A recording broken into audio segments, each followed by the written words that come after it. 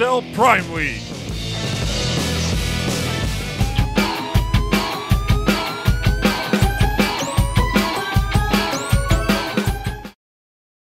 Gentlemen, to Iron Fortress, a fortress so profound that it's named after a medal. I don't know, but we have in round number 2 of our round robin the final best of 1. If this man in the south wins it, he advances on out of first place in this group. He is My Insanity, Petraeus.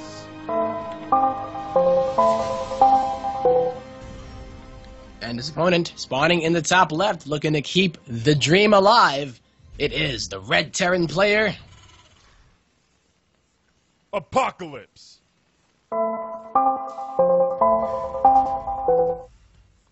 going for that early racks and early gas once again on 11. We'll see if he pulls it off the way that he did it before on Cactus Valley, which was another 4-player map, by the way. And on this, well, let's see. On that one, it was versus Petraeus, and he ended up going, like, scouting horizontal. And he was like, okay, you're horizontal. And then he went for the classic 17 racks follow-up. I don't think we'll be seeing that. Yep. APOC consistently SCV scouts, so that wouldn't be a surprise to see the SCV going for the scout as well as the Reaper. But, of course, then the question is, what does he do with that SCV once he scouts? Exactly, yeah. It's pretty funny to see it in action, as he will get the first scout, though. So luckily for him, he is going to be able to see that.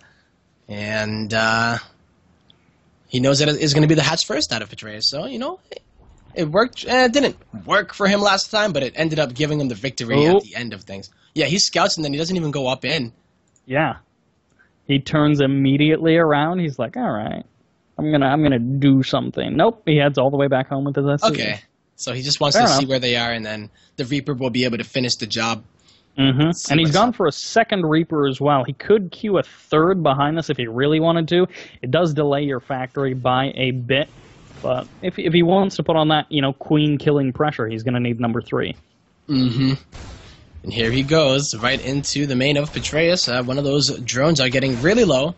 Petraeus, though, really good here, and the fact that he waits until the last second before he puts that extractor down to save it.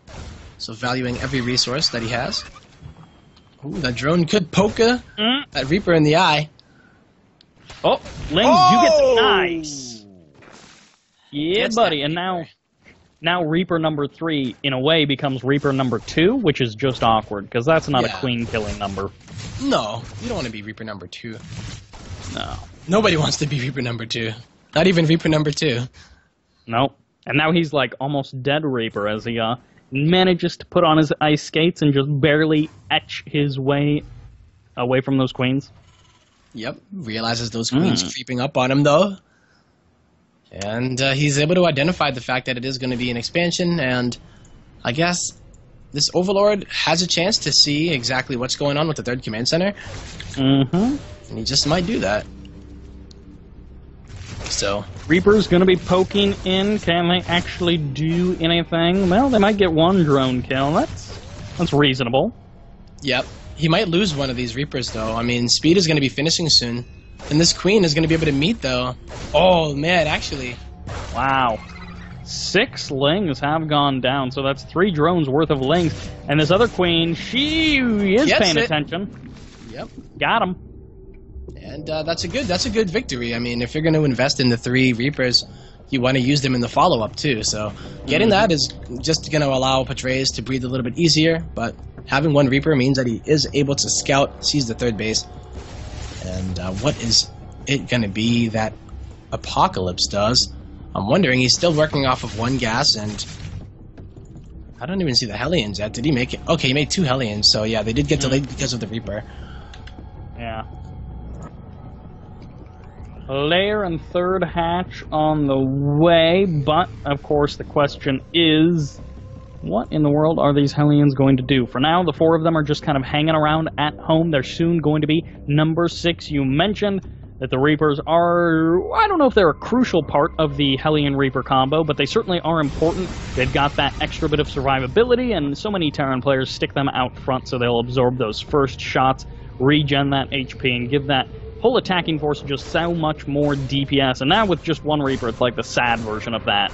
Yeah, I mean, he comes back with all of these Hellions, sees the third base, but I mean, that is not really under any serious threat just yet. There's no Banshee follow-up with it either, so just with a few Lings, even the Queens, he should be pretty okay. I think he's going to be alright, you know?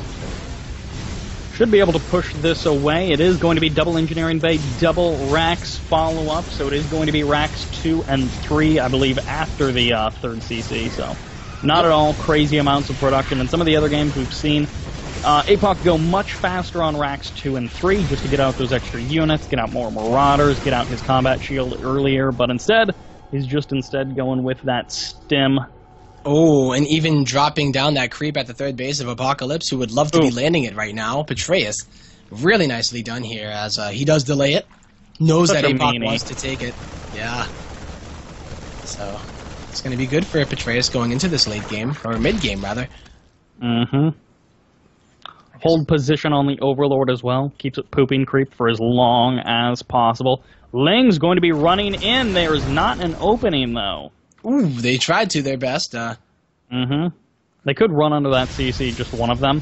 They can instead head back over towards this third base of Petraeus, where the Hellions have killed off 5 drones. Queens are trying to mount a scrappy defense. It's a bit awkward, but it's good enough. The question is, how many missile turrets are there? And the answer is not a whole lot. There is at least one, so these mutas aren't going to be totally unanswered.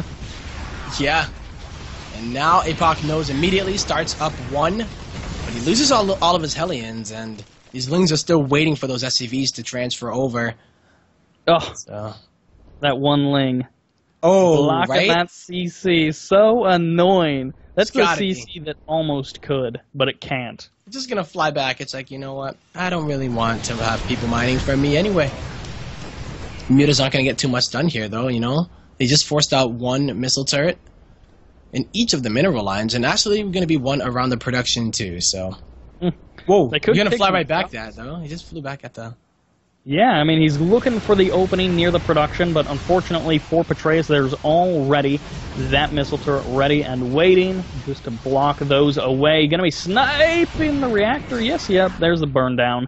It does get finished. Double medevac full of Marines. That's 16 Marines full of DPS and ready to tango with Petraeus. Whoa, where are the Lings here? 14 are on the way, great. And there's also another 14 on the map, but they are on the way other side of the map. I don't think the drop is going to go through, though. Nope. He pulls it back, instead decides to defend his now forward third base, because the backwards third base has actually got another Overlord just dropping on it. Man, Petraeus is just relentless with this. We do, once again, have that wonderful APOC double attack potential. He's moving out on the right side of the map with a medevac, 2 Widow Mines, 4 Marines inside of it, and then he's got the double medevac with 16 Marines stepping on to creep. He has to be worried about these Banelings because this is a serious number of Banelings, 24 or so, are ready to detonate. Yes, there are so many of them, and, you know, I think they are...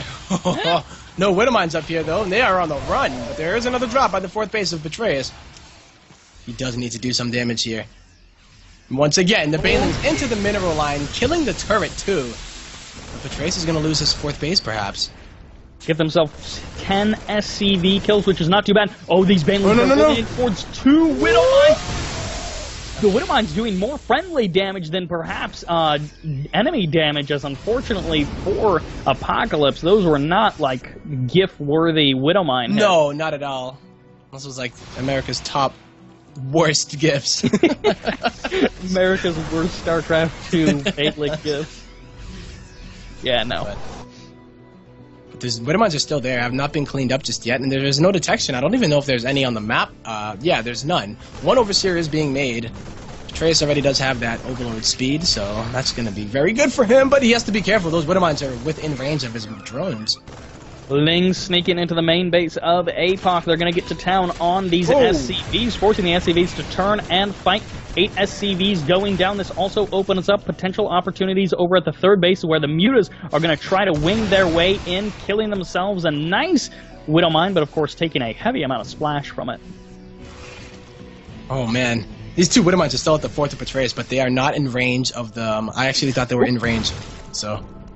One of them activates on some Lings, not a big deal. Yeah, they certainly are okay at this point. There's the big stem forward, getting surrounded by the Lings is not what Apocalypse wants, but Widowmine's on the front lines, not exactly doing what he needs. He does still have a healthy number of Marines to follow this up, and Baneling's speed is done. Can he get the connections that he wants? The answer thus far is no, as once again, Widowmine's almost doing more friendly damage than enemy damage. Medivacs, though, getting targeted down by these Mutalisks as they step forward near the third base of APOC, and once again looking for that overwhelming victory, but the Mutas are so low on HP, a lot of them in that yellow.